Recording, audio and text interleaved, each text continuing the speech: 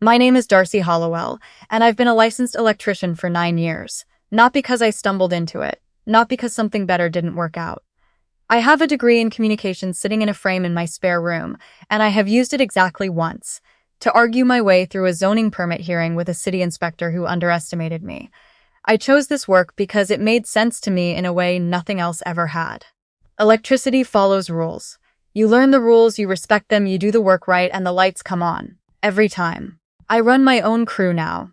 4 journeymen, 2 apprentices, a panel van with a new alternator I installed myself last spring, and at the end of every shift I drive home knowing that something real and permanent happened, because I showed up that day.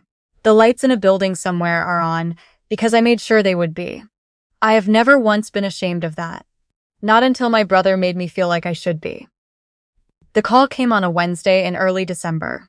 I was finishing a punch list at a dental office we'd just wired, the kind of project that sounds tedious until you're troubleshooting a phantom circuit breaker trip at 10:30 at night, and realize you've been staring at the same panel for 40 minutes. My phone buzzed in my chest pocket, my mother's name on the screen. I stepped out into the cold and picked up. She started with small talk. Asked if I was eating enough. Asked if I'd gotten my truck's alignment fixed, the thing I'd mentioned in passing 2 weeks ago, that she'd apparently been holding on to. That's always how she approaches things she doesn't want to say. She lines the path with small, comfortable questions, before she gets to the thing waiting at the end of it. Your brother called last night, she said finally. My brother is 29. He works in commercial real estate leasing, which, as far as I can tell, involves a lot of lunches and a lot of LinkedIn activity and a blazer he bought specifically because someone told him it photographed well. He's not a bad person. He has a good heart underneath all the performance of it. But he has spent most of his adult life curating an image of himself that doesn't quite fit yet. The way someone wears shoes a half size too small because the look is right and they've decided they can manage the discomfort. He's bringing someone home for Christmas, my mother continued. Her name is Kendall. He says it's serious this time. I said that was wonderful, and I meant it. My brother had been cycling through relationships since his mid-20s, the kind that lasted long enough to get complicated, but not long enough to go anywhere, and the last one had ended in a way that still made my aunt change the subject at the dinner table. If he'd found someone real, I was genuinely glad. He asked me to talk to you, my mother said. Her voice dropped into that particular register it gets when she's relaying something she knows isn't right but has already decided to pass along anyway. He thinks it might be better if you didn't come this year. I went still. My van was parked across the lot, ladders on the roof rack, my company name on the side panel, a logo I'd paid a graphic designer $400 for 3 years ago and still felt a small pride about every time I saw it. He's worried about the impression, she continued. Kendall's family. Her father is in business, they have a certain background, and your brother just wants the dinner to go smoothly. He said having you there, with your line of work and everything, might make things uncomfortable. He said he's worked hard to build a certain kind of life, and he's worried that a sister in the trades might complicate things. I let her finish. I watched a plastic bag drift across the parking lot in the wind. I understand, I said. I hung up and sat in my truck for a long time.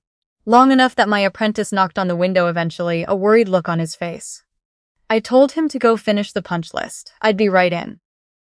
What my mother didn't know, what nobody in my family knew yet, was that 3 weeks earlier, I had submitted the winning bid on the largest project of my career, a school district renovation contract. 14 buildings across the district, full electrical overhaul, panel upgrades, LED lighting conversions, new emergency and exit systems, code compliance work that had been deferred for a decade. $3.2 million. My company's name on the signature line, not as an electrical subcontractor under someone else's general, as the primary. I had spent 18 months pursuing that contract. 2 rounds of competitive bidding, a pre-qualification process, a scope revision that added $400,000 to the original number. I had the executed agreement folded in an envelope in my work bag. I had been planning to announce it at Christmas dinner. A quiet mention while the eggnog was being poured, my father making too much of it as he always does, my mother's green bean casserole somehow both underdone and overdone at the same time. I was going to slide the envelope across the table and let them read it themselves. I'd imagined my father's expression. I'd imagined it more than once. They took that from me. So I decided to let Christmas happen without me and see what 5 days would teach my brother about the cost of that decision. Christmas came and went. My friend Tanya texted 3 times, wanting me to come to her family celebration. Her mother makes puzzle every year and there are always too many people and at least one small child in a state of complete emotional crisis. And I usually love the chaos of it. I texted her that I needed the quiet this year. She called instead of replying, and I let it go to voicemail, and then listened to it twice while I made dinner. I cooked properly. Pork tenderloin with a mustard herb crust, roasted sweet potatoes with brown sugar and a little cayenne, green beans done right. Fresh ones, with garlic and lemon, not the canned situation my mother produces every year. I ate at my kitchen table in my own house, the one I bought 4 years ago, with money I made by showing up every day and doing work that most people couldn't last a week at. The recessed lighting in that kitchen, the updated panel in the basement, every properly grounded outlet. I installed all of it myself. I know every circuit in these walls. It was quiet in a way I hadn't prepared for. At first that felt like loneliness, and then it became something else. Something closer to stillness. I sat with it longer than I expected to, and I let myself feel the full weight of what had happened. The specific particular hurt of being told that the life you've built is something your family needs to keep out of sight. I didn't know, sitting in that quiet, what was unfolding across town at my parents' house. My mother told me everything a few days later, stumbling over the sequence of it, trying to explain and apologize at the same time, and doing neither completely.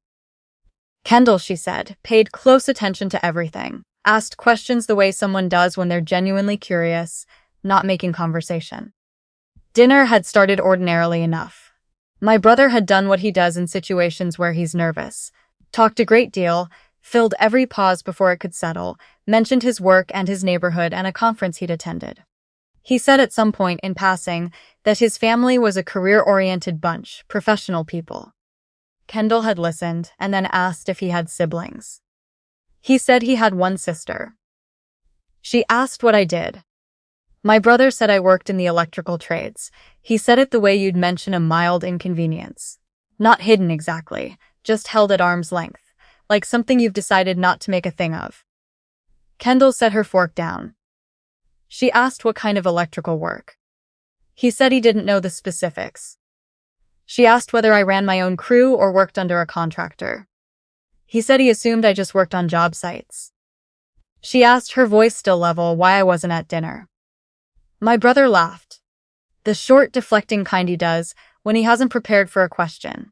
He said it was complicated, that he'd wanted things to go smoothly, that there were differences in background he'd been trying to account for. Kendall looked at him for a moment, then she looked at my mother. My mother told the truth. She said my brother had asked me not to come, because he was worried my job would make things uncomfortable. The table went quiet.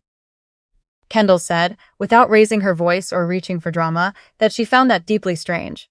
She said her father had started as an apprentice electrician at age 21, running wire and crawl spaces, and attic pulls for $12 an hour in northern Ohio. She said he now owned an electrical supply wholesale company with 3 warehouse locations, commercial accounts across 4 counties, and 43 employees. She said she had grown up in that warehouse, counting wire spools and pricing conduit and learning early that the people who ran the electrical work on a job were the people everyone else waited on. She said she would have loved to meet his sister. My brother attempted to recover. He said he hadn't meant it as a judgment, that he'd just been thinking about optics, about how things might read. Kendall said she'd prefer to form her own impressions, and that from what she'd just heard, the impression she was forming was not the one he'd intended. Dinner continued, but the temperature of the room had changed permanently. A few days after Christmas, my doorbell rang before 9 in the morning. I was at my desk doing pre-construction scheduling for the first school building. I'd blocked the week to work through project logistics, which tells you something about my relationship with holidays when I'm not being excluded from them. I opened the door to my mother, my father, and my brother on the front step. My father was holding the tin of lemon shortbread cookies my mother makes every December. She gives them to the mail carrier, the neighbors, her hairdresser. Standing there with them felt like either an apology or just habit. With her, it's sometimes both. I let them in. I started the coffee. My mother talked first. She went through all of it. Kendall, the dinner, what my brother had said, how Kendall had responded. She got through most of it before she started crying, and I handed her the paper towel roll from the counter because I was fresh out of the kind of gestures that required more effort than that. Then she looked at my brother. He was staring at the table. "Kendall's father mentioned your company," he said finally. "Apparently he has contractors in his accounts, and your name came up through someone he knows in the industry. He pulled your license record and your recent permits." I waited. "The school district job," he said. He looked up Darcy. 3.2 million, I said.